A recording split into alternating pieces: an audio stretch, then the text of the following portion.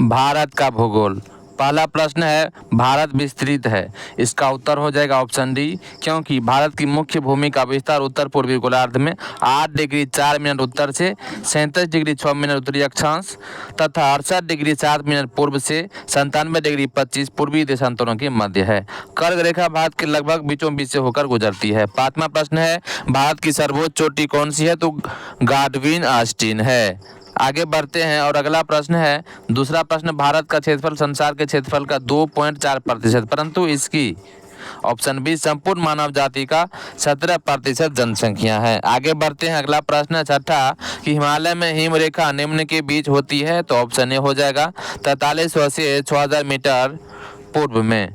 अगला प्रश्न है, तीसरा प्रश्न है कि भारतीय पारमाणिक समय एवं ग्रीनविच माध्य समय में अंतर पाया जाता है। तो कितना अंतर पाया जाता है? तो ऑप्शन बी हो जाएगा 5.5 घंटे। सातवां प्रश्न है कि हिमालय का पर्वत पदीय प्रदेश कौन सा है? तो शिवालिक है। 4 नंबर का प्रश्न है कि हुंडू प्रपात निर्मित है कहाँ पर? तो सुवर्ण रेखा नदी पर। 8वां प्रश्न है कि शिवालिक श्रेणी का निर्माण हुआ, ऑप्शन डी सेनेजोइक में। अगला प्रश्न है 9वां प्रश्न कि भारत के अतिरिक्त प्रायद्वीपीय पर्वत निर्मित हुए हैं, ऑप्शन डी सेनोजोइक महाकल्प में। 12वां है कि निम्न में से कौन सा मेघालय पठार का अंश नहीं है? तो ऑप्शन ए हो जाएगा भुवन पहाड़ियां। 10वां है छोटा नागपुर पठार है, एक अग्र गंभीर है।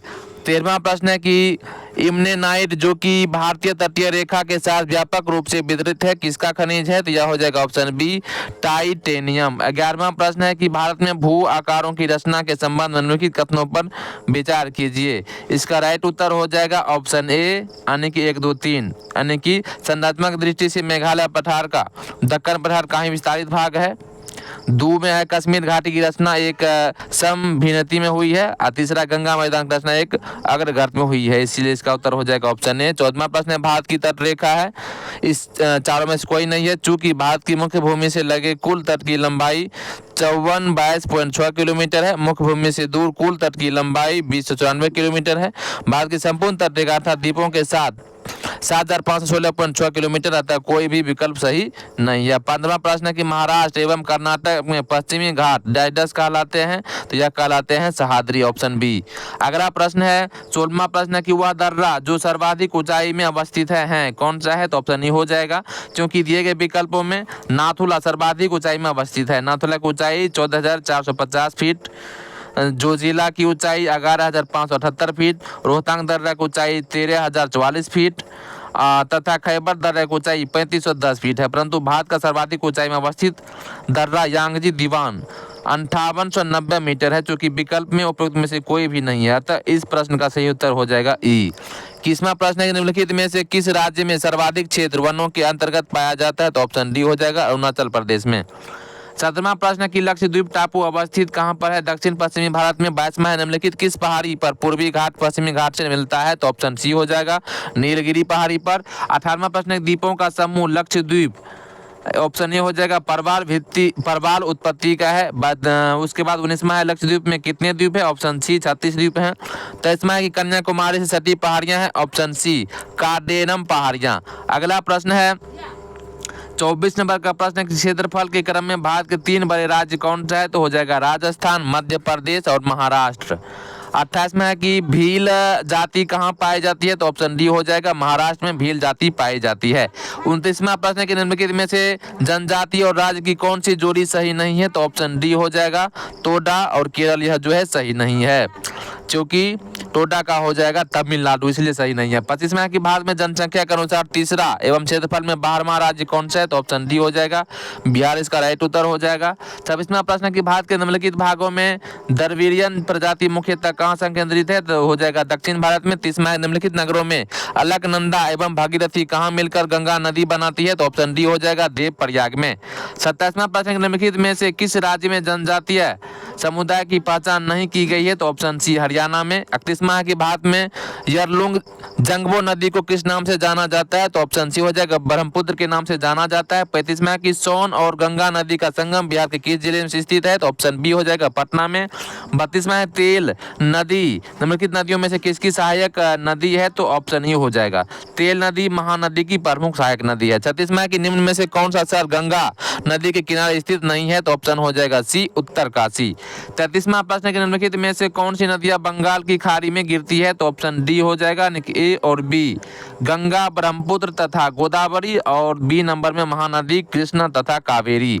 37वां है कि निम्नलिखित में से कौन सा एक सबसे सूखा स्थान है, तो ऑप्शन सी ले जो है सबसे सूखा स्थान है। 34वां हो जाएगा निम्नलिखित में से गंगा नदी घाटी का भाग कौन सी उपनदी है, तो ऑप्शन ई हो जाएगा उत्तरी कोयला झारखंड से बहने वाली एक नदी है जो सोन नदी की एक सहायक नदी है।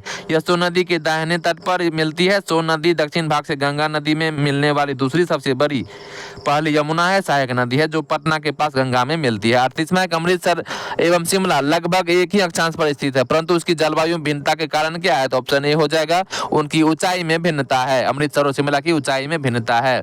39वां प्रश्न है कि भारत की सर्वाधिक वर्षा मुख्यतः प्राप्त होती है, ऑप्शन सी हो जाए दक्षिण पश्चिम मानसून से। अगला प्रश्न हो जाएगा 40वां प्रश्न की दुमट्टी लोम मिट्टी में मिट्टी का कौन सा कण मिलता है, तो ऑप्शन डी हो जाएगा सही प्रकार का कण इसमें मिलता है। ऑप्शन डी हो जाएगा इसका राइट उत्तर।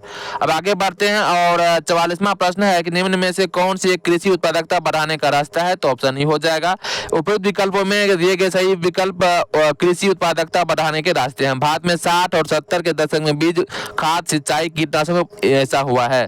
41वां प्रश्न है कि पौधों को सबसे अधिक पानी किस मिट्टी में मिलता है, तो ऑप्शन ए हो जाएगा चिकनी मिट्टी में। अब आगे बढ़ते हैं और अगला प्रश्न है 42 नंबर का प्रश्न है कि निम्नलिखित नहर प्रणाली में किससे बिहार के क्षेत्र को सिंचाई होती है, तो ऑप्शन बी हो जाएगा त्रिवेणी नहर। 40वां प्रश्न है कि काली क्रांति संबंधित है किससे संबंधित है, तो कच्चा तेल उत्पादन से। आगे बढ़ते हैं और अगला प्रश्न है अब 47 नंबर का प्रश्न है भारत का अधिकतम गेहूं उत्पादक राज्य कौन सा है, तो उत्तर हो जाएगा ऑप्शन डी उत्तर प्रदेश। उसके बाद 48वां है कि सबसे ज्यादा गेहूं कहाँ पैदा होता है, तो ऑप्शन ए हो जाएगा उत्तर प्रदेश में। 52वां है निम्न में नकदी फसल कौन सी नहीं है, उत्तर हो जाएगा सी यानी कि ज्वार नकदी फसल नहीं है। अब आगे बढ़ते हैं अगला प्रश्न 49वां प्रश्न है कि भारत के किन राज्यों में गन्ना सबसे ज्यादा पैदा होता है, तो ऑप्शन ए हो जाएगा बिहार में। 53वां है कि भारत के कौन से दो राज्य सबसे बड़े पैमाने पर लो अयस्क से संपन्न है, तो ऑप्शन बी हो जाएगा मध्य प्रदेश और उड़ीसा।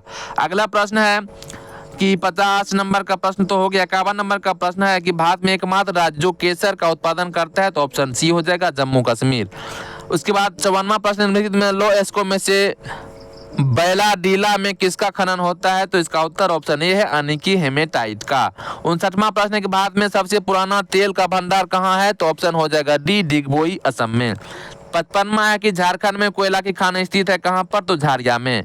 60वां है कि भारत में सर्वप्रथम तेल ऊर्जा संकट कब हुआ था, तो ऑप्शन डी हो जाएगा 1970 और 1980 के दशक में। अगला प्रश्न है 56वां प्रश्न कि भूमिगत कोयले का दहन किस राज्य में होता है, तो ऑप्शन सी हो जाएगा झारखंड में होता है। 61वां प्रश्न है कि भारत में प्रति व्यक्ति ऊर्जा की खपत वर्ष 1994 में कितनी थी, तो ऑप्शन सी हो जाएगा 243 किलोग्राम तेल के बराबर। 57वां प्रश्न है कि झारखंड के झरिया क्षेत्र में मुख्यतः क्या पाया जाता है, तो यह हो जाएगा ऑप्शन डी कोयला। अब आगे बढ़ते हैं और अगला प्रश्न है कि भारतीय कोयला उद्योग की निम्नलिखित समस्या पर विचार करें। इसका उत्तर देख लेते हैं। 58 नंबर का उत्तर क्या हो जाएगा, 58 नंबर का उत्तर जो है बी हो जाएगा। 58 नंबर का उत्तर बी हो जाएगा यानी कि भारत कोयला उद्योग की निम्नलिखित समस्याओं पर विचार करें। ऑप्शन बी हो जाएगा 1 2 3 4 सभी है इसमें, यानी कि निम्न कोटि का कोयला एवं कोयला संचालन में बाधा है, धुलाई संस्थानों को उपयोग क्षमता में कमी, कोकिंग कोयला के आयात पर बढ़ती निर्भरता और 4 में कार्य संचालन कीमत। इसके लिए उत्तर हो जाएगा ऑप्शन बी हो जाएगा। 62वां के निम्न राज्यों में से कौन सा राज्य भारत में सर्वाधिक सौर ऊर्जा उत्पादन है, तो ऑप्शन बी हो जाएगा कर्नाटक। अब अगला प्रश्न है 66 नंबर का निम्नलिखित स्थानों में कहां तांबा उद्योग स्थापित है, तो ऑप्शन डी हो जाएगा खेतरी में। 63वां है कि भारत में राज्य विद्युत बोर्डों की वित्तीय योग्यता के निम्नलिखित कारणों पर विचार करें। ऑप्शन बी हो जाएगा 1 2 3 और 4 यानी कि कृषि घरेलू उपभोक्ताओं को उत्पादन लागत से कम पर बिजली का विक्रय, 2 में प्रसारण संवितरण हानियां काफी ज्यादा होती है, 3 में हो जाएगा राज्य विद्युत बोर्डों के लिए वाणिज्यिक स्वायत्ता में कमी, 4 हो जाएगा राज्य सरकारों ने राज्य विद्युत बोर्डों के माध्यम से सामाजिक परिधान नीतियों को क्रियान्वित किया है। अब आगे बढ़ते हैं अगला प्रश्न है 67 नंबर का प्रश्न है। 67 नंबर का कि राजस्थान राज्य खेतरी बेल्ट किसके लिए प्रसिद्ध है, तो ऑप्शन हो जाएगा तांबा खनन के लिए प्रसिद्ध है। 68वां हो जाएगा स्वर्णिम चतुर्भुज क्या है, स्वर्णिम चतुर्भुज क्या है, तो इसका उत्तर हो जाएगा सी राष्ट्रीय राजमार्ग परियोजना है। 64वां की टिस्को संयंत्र किसके नजदीक स्थित है, तो ऑप्शन डी टाटा नगर। आगे बढ़ते हैं और अगला प्रश्न है 69 नंबर का। भारत का 40% सड़क परिवहन होता है किसमें? राष्ट्रीय राजमार्ग से। 73वां कि भारतवर्ष में सर्वप्रथम दूरभाष का प्रादुर्भाव किस वर्ष में हुआ था? तो इसमें जो है कोई उत्तर सही नहीं है। भारत में 1850 में सर्वप्रथम टेलीग्राफ सेवा कोलकाता और डायमंड हार्बर के बीच शुरू की गई थी। आगे बढ़ते हैं और 70वां प्रश्न है कि निम्न हिमालय पर्वत श्रेणियों में से किस पर्वत को अटल टनल पार करती है? तो ऑप्शन डी हो जाएगा पूर्वी पीर पंजाल। 74वां है कि पाट अंचल अवस्थित है कहां पर? तो झारखंड में। 75 में है कि झुमरी तलैया रेडियो पर गीतों की फरमाइश के लिए प्रसिद्ध किस राज्य में स्थित है? ये हो जाएगा ऑप्शन बी झारखंड में जो है प्रसिद्ध है झुमरी तलैया। अगला 71 में निम्नलिखित नंबर की राजधानी चिन्हों में से कौन सी एक अधिकतम दूरी तय करती है? तो ऑप्शन बी हो जाएगा 12,431। 76 में कि क्षेत्रफल के अनुसार निम्नलिखित राज्यों का सही अवरोही क्रम क्या है? तो ऑप्शन डी हो जाएगा 3, 4, 1, 2। यानी कि पहले हो जाएगा मध्य प्रदेश, उत्तर प्रदेश, आंध्र प्रदेश, फिर जाकर के बिहार। 72वां प्रश्न हो जाएगा कि कुरियर सेवा से प्रतिस्पर्धा के लिए भारतीय विभाग ने द्रुत डाक सेवा का आरंभ कब किया था? तो ऑप्शन डी हो जाएगा 1946 ईस्वी में किया था। अगला प्रश्न है 77 नंबर का। भौगोलिक क्षेत्र की दृष्टि से भारत के निम्न जिलों में से कौन सा जिला सबसे बड़ा है? तो ऑप्शन बी हो जाएगा कच्छ सबसे बड़ा है। 82वां है कि गंगा की जलोढ़ मृदा की गहराई भूमि सतह के नीचे लगभग कितना है? तो 6000 मीटर तक होती है। अगला प्रश्न है 83 नंबर का कि भारत की सबसे बड़ी वाद नदी है कौन सी? हो जाएगा तो गंगा हो जाएगी, ऑप्शन सी। 78 में असम कुल मिलाकर कितने राज्यों में केंद्र शासित क्षेत्रों से घिरा हुआ है? तो ऑप्शन बी हो जाएगा 7। 84वां प्रश्न है कि गंगा नदी के किनारे सबसे बड़ा शहर कौन सा है? तो ऑप्शन सी हो जाएगा कानपुर। आगे बढ़ते हैं और अगला प्रश्न है 79 नंबर का। गद्दी लोक निवासी कहाँ की है? तो हिमाचल प्रदेश की। 80वां है कि बोडो निवासी है? तो ऑप्शन ए गारो पहाड़ी के हैं बोडो निवासी। 85 नंबर में है कि तिब्बत में मानसरोवर झील के पास जिस नदी का स्रोत है वह है कौन है? यह हो जाएगा ऑप्शन डी उपरुतवी, यानी कि ब्रह्मपुत्र है, सतलज भी है और सिंधु भी है। अब आगे बढ़ते हैं और अगला प्रश्न है 89 नंबर का प्रश्न है कि पश्चिम की ओर प्रवाहित होने वाली नदियां हैं कौन सी नदियां हैं? तो ऑप्शन ए हो जाएगा 1 और 2, यानी कि नर्मदा और ताप्ती। 86 नंबर है कि मानस नदी किस नदी की उपनदी है? तो ऑप्शन डी हो जाएगा ब्रह्मपुत्र की उपनदी है। 90 नंबर का प्रश्न कावेरी नदी कौन से राज्यों से होकर गुजरती है? तो ऑप्शन बी हो जाएगा कर्नाटक, केरल और तमिलनाडु। 87 नंबर का प्रश्न है कि निम्नलिखित तुलना के आधार पर हिमालय नदी की प्रायद्वीपीय नदी से तुलना करें। ऑप्शन ए हो जाएगा 1 और 2, यानी 1 नंबर में अधिकांश हिमालयी नदियां बारहमासी है जबकि अधिकांश प्रायद्वीपीय नदियां वर्षा पर निर्भर है। 2 नंबर में हिमालय नदी की ढाल प्रायद्वीपीय नदी की तुलना में अधिक खड़ा है। अब 91 नंबर का प्रश्न है कि सोन, नर्मदा तथा महानदी निकलती है कहां से निकलती है? इसमें से कोई ऑप्शन सही नहीं है, यानी कि सोन और नर्मदा नदियों का उद्गम अमरकंटक से होता है जबकि महानदी धमंतरी के सिहावा पहाड़ी से निकलती है। 92 नंबर का प्रश्न है कि दामोदर नदी निकलती है कहां से? तो छोटा नागपुर के पठार से। 88 नंबर में कौन सी नदी भ्रंश द्रोणी से होकर बहती है? तो ऑप्शन हो जाएगा नर्मदा नदी, इसका राइट उत्तर हो जाएगा। निम्नलिखित में कौन भूमि बंधित नदी है? तो ऑप्शन सी हो जाएगा लूनी जो है भूमि बंधित नदी है। अब आगे बढ़ते हैं और अगला प्रश्न है 97 नंबर का। आम्र वर्षा है, आम्र वर्षा, इसमें से कोई उत्तर सही नहीं है चूंकि कर्नाटक एवं केरल में अप्रैल महीने में तरी झंझावात के साथ होने वाली वर्षा को चेरी ब्लाउज कहते हैं जबकि मई महीने में होने वाली वर्षा को आम्र वर्षा कहते हैं क्योंकि इस वर्षा से आम के फल पकने लगते हैं। 94 नंबर का निम्न नदियों में से सबसे अधिक नदी पथ परिवर्तन किया है किसने किया है? तो कोसी नदी किया है। अब आगे बढ़ते हैं, आगे 95 नंबर का प्रश्न है। 95 नंबर का प्रश्न है कि दामोदर, कोयला और सुवर्ण रेखा नदियां निम्नलिखित में से किससे निकलती है? इसका उत्तर हो जाएगा ऑप्शन सी हो जाएगा इसका उत्तर, यानी कि छोटा नागपुर से, ऑप्शन सी। 98 नंबर का प्रश्न है कि निम्न राज्यों में से किस राज्य में जाड़े के मौसम में बारिश मिलती है? तो तमिलनाडु में जाड़े के मौसम में बारिश होती है। 99 नंबर का प्रश्न है कि चेरापूंजी अवस्थित है कहां पर? तो मेघालय राज्य में चेरापूंजी अवस्थित है। 96 नंबर का प्रश्न है कि भारतीय मानसून मौसमी विस्थापन से इंगित है जिसका कारण क्या है? तो ऑप्शन ए हो जाएगा स्थल तथा समुद्र का विविधतापन। अब 100 नंबर का प्रश्न है कि सूची 1 को प्राकृतिक आपदाओं और प्रदेशों से सम्मिलित कीजिए तथा सूचियों के नीचे दिए गए कोड का प्रयोग कर सही उत्तर का चयन कीजिए। इसका उत्तर जो है ऑप्शन बी दिया हुआ है इसका उत्तर हो जाएगा ऑप्शन बी, यानी कि ए का हो जाएगा 3, बाढ़ का हो जाएगा उत्तर प्रदेश बिहार के मैदान, उसके बाद बी का हो जाएगा 1, भूकंप का हो जाएगा हिमालय का गिरिपात क्षेत्र, सी का हो जाएगा 4, सूखा का हो जाएगा मध्य पूर्वी भारत और डी का हो जाएगा 2, चक्रवात का झारखंड तथा उत्तरी उड़ीसा हो जाएगा। अब आगे बढ़ते हैं और अगला प्रश्न